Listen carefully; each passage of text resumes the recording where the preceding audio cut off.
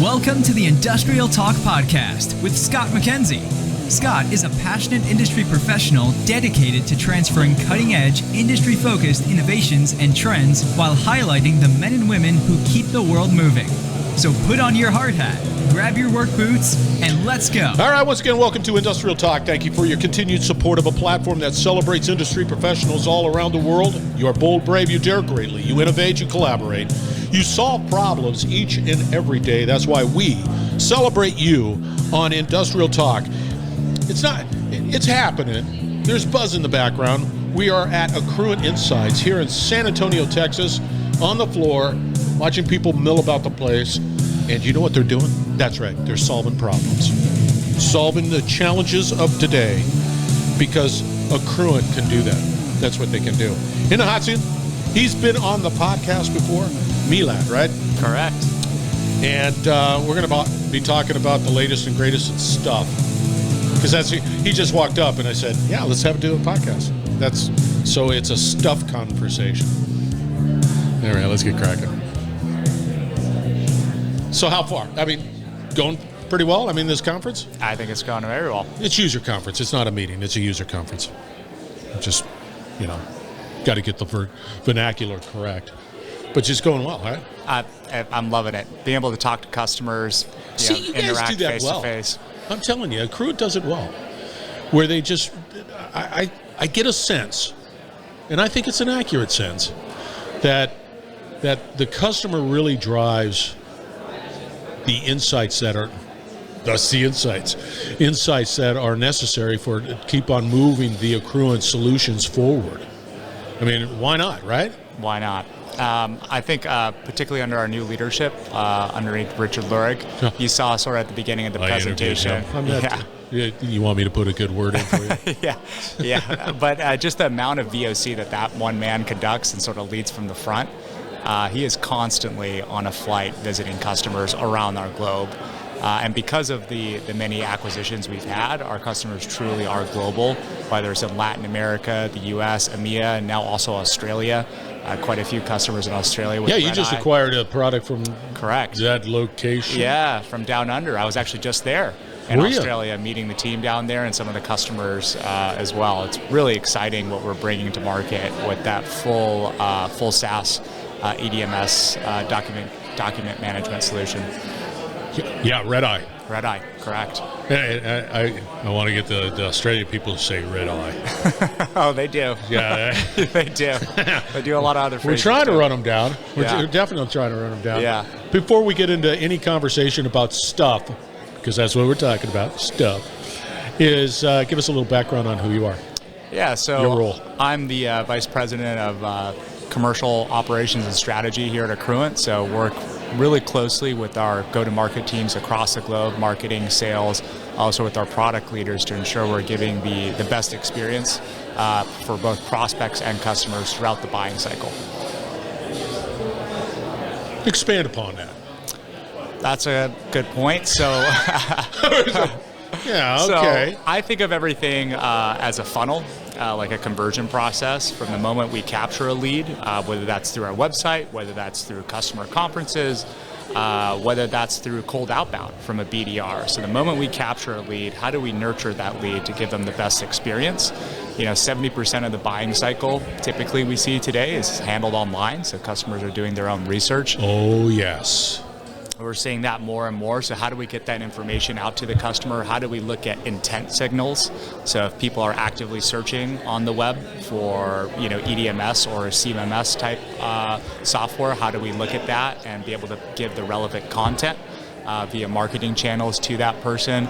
Then ultimately, assuming it gets to a certain lead scoring point, how do we hand that over to an account executive on our side to really walk them through the buying journey? And it's become a lot more complex over time. I think there's more stakeholders involved these days than there ever were before.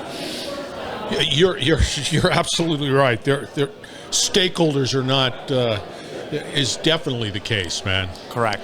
Who was I was speaking to somebody, and again, they were also talking about how many people, and maybe it's the sign of the times, who knows, but how many individuals, and these are people that have to be a part of that buying process. And it just seems like gone are those days when it's like, no, if Joe agrees to it, we're good to go, you know? Yep. No, you got to figure out the committee, and you got to make sure that it hits all the points. And I don't know, it's an interesting time. So with that, where do you see the complexity going? I mean, it's just like you must see some changes taking place. What's happening out there? The key thing we're trying to do at Accruent is reduce it. Whether that's reduce the complexity, whether that's through the buying process by making it easier to do business with us, integrating our solutions. You saw a lot of that being talked about here at the conference, and really getting away from necessarily just point solutions, but how do we do a combined package that adds more value to our customers, whether that's IoT monitoring, whether that's space planning, in addition and integrated to our CMMS platforms to provide a rich experience. Do you, how do I say it? I'll just say it. You don't push away opportunities if they're just looking for a single point. Absolutely not. You know, it's like, hey, I need to track my assets. I'm looking at that. I need a solution that does that. I don't need the other bells and whistles. Absolutely not. In fact, that's our bread and butter. So that's what Accruent has survived on for years, particularly when these were individual businesses as well. So that's our core. I think as we start to see what's happening, particularly with like IT and the need to like get into one solution, we're starting to see more pressure to integrate solutions as well, not just from ourselves, but from the market. And so that's where I think the power lies in the integrations that we've built out. By the way, some of those integrations aren't necessarily with just our own products, they're with external products as well. So we integrate with some of the biggest CMMS names out there, particularly with their EDMS solutions, to ensure that we can provide a holistic solution no matter who you have in your portfolio. You popped out EDMS. Engineering documentation management. So that's like okay. Red Eye. That's gotcha. Like yeah. Sorry. Yeah. That's okay. You know, I'm going to call you out on it. That's for sure. Yeah. But with that said, your user community that exists out there around the world is still sort of at a point where you can also begin adding value and saying, hey, you're currently using this product. We have this product that can also integrate well if you are challenged by whatever. It's addressing these challenges. Do you have those conversations? Correct, and that's where we're seeing the most uptick in the opportunities. Particularly, you see Service Channels here. We've integrated 2 of our platforms with Service Channel. Service Channel is a leading CMMS for the retail space. And they've built this whole marketplace, which is very interesting, around going out to market if you need maintenance technicians. That's not core to your processes to have those internal people there. And building Observe into that platform and the ability, particularly on refrigeration. You think about big retails, retail big box, and how much they have in food and in storage in these massive HVAC refrigeration.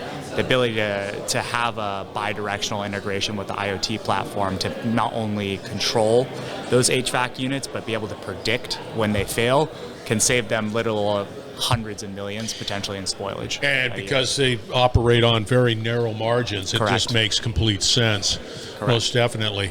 The use case, and I want to pull on this a little bit, what you just sort of mentioned is that I'm a retailer. I'm a grocery store. Correct. Let's say I'm a grocery store. And I don't have the technicians available, but your system allows me the ability to be able to monitor those assets, right? In some way predict the degradation or condition of that asset, and then be able to automate the notification of the technician? Both the notification and the work order creation. So this is all customizable in the system, but it's going a step farther than just a notification. Yeah. If you want, let's say there's a set point controller, you can start to see there's a degradation in multiple points of temperature. It could be a vibration monitor. Yeah. It could be multiple things that our system's looking at. Ambient temperature, which has a huge effect on spoilage as well. and then it will take that all in, analyze it using AI, and then create a work order automatically. Technician comes out to the site, theoretically repairs the order. It will also tell the technician live whether that data stream is now reading properly or not. So that's an incredible amount of power to have for your technician to have on site, to be able to read this data, make sure that the work order actually affected positively a result, and then close out the work order. So will that work order also have the proper documentation with it? Let's say this is a, I don't know, Class Zenith refrigeration case or whatever, which then has all of this sort of documentation with it. Does that come with the work order too? Correct.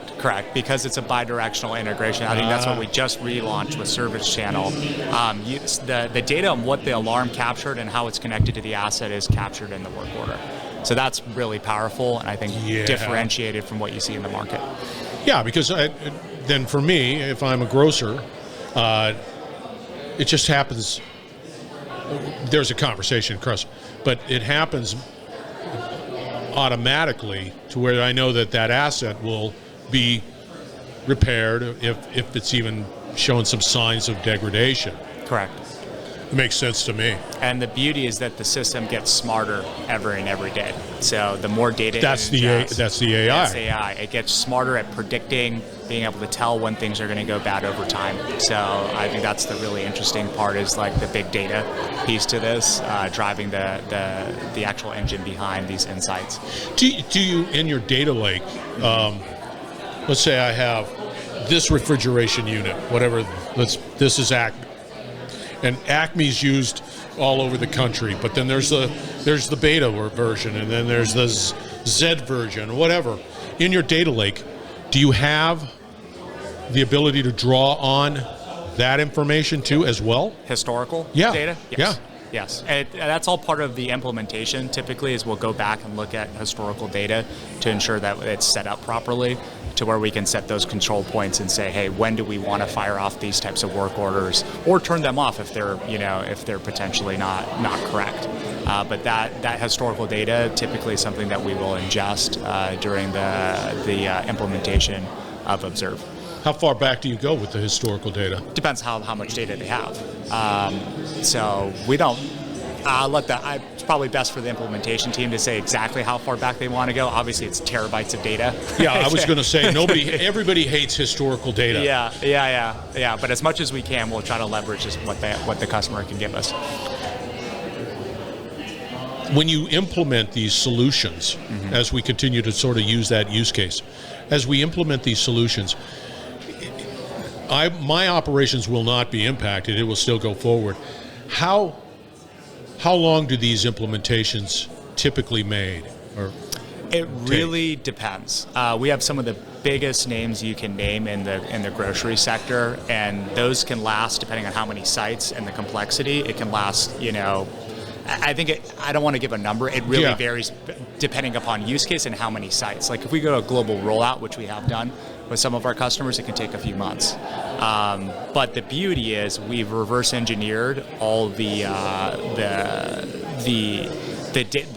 streaming of the data, particularly on some of these PLCs, where we can gather data without even needing to install hardware, as an example. Particularly when it comes to HVAC and refrigeration, we've reverse engineered the actual PLCs to gather that data without having to go and install any hardware. When hardware's needed to be installed, it can take a little longer, depending upon what the use case is the customer wants to achieve. This has give us sort of the significance of it from a financial perspective. I'll give you an example without giving a name, but some of these really large grocers, it's in the hundreds of millions of food spoilage every year, and some of that is. Oh, it happens. Yeah. Wow. Yeah. Imagine you're running a grocery store in Louisiana in the middle of the summer, and one of your refrigeration units goes down for 2 to 3 hours. You just lost hundreds of thousands of dollars. So that quickly adds up when you get to scale. We have customers in EMEA, right, that are, they're producing beverages and they're keeping them in cold storage facilities, right? That can run hundreds of thousands of dollars as well when food starts to, or even drinks start to spoil as well. So we've shown, empirically, the ability to capture some of those changes and be able to set out a work order proactively, saving the customer. The downtime varies site to site, but hundreds of thousands it can be per hour. I would imagine it's also, there's an insurance component to that. That is very interesting. I haven't thought of that before, but you're probably right. There is probably an insurance. It's almost like your car insurance when you plug into your OBD2 port the data streams and you can get a cheaper rate. We haven't thought of that before, but that is fascinating. There you go. Call it the Scott. No, because I would imagine, because if I'm a grocer, I have insurance. If that thing goes down, I'm sure I'm going to be covered. I can't afford the $100,000s. I'll pay the premium. Yeah. I can't afford those losses. Yeah. And especially that fast. You're right. I don't think we've actually thought about that whole holistic insurance side before, but you see similar models in the automotive industry for sure. It's well known. It's well documented. Yeah, absolutely. So that's cool. Now, what do you see happening in 2025?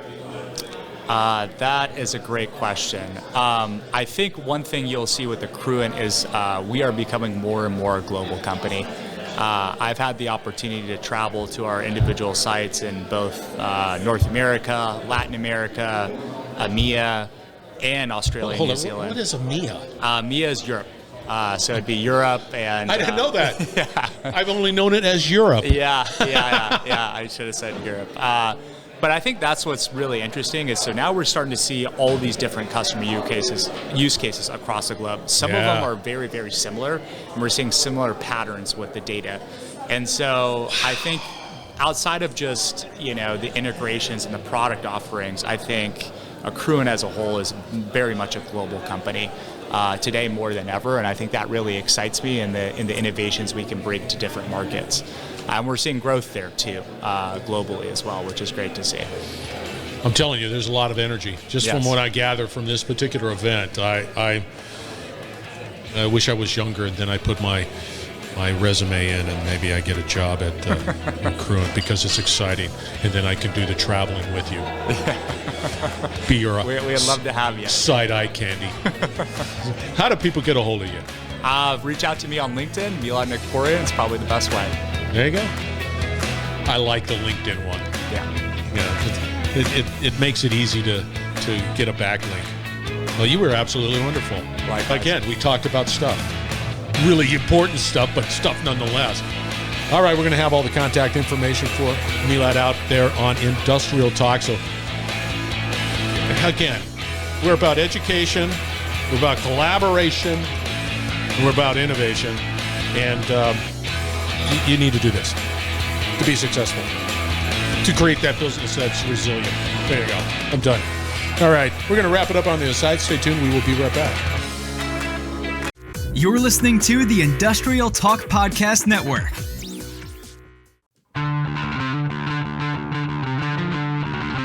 Meelad is his name. The event was Accruent Insights. It was fantastic. I love the conversation about the strategic, how to pull. I mean, there's so much happening at Accruent with all of the technology that is focused on success. It's amazing. And you have people like Meelad and others within Accruent being able to pull all that together and make it a comprehensive solution.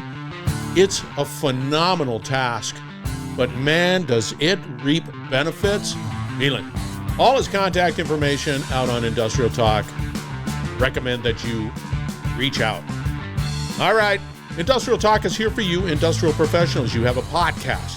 You need to put it out on Industrial Talk. You have technology, you have a story to tell.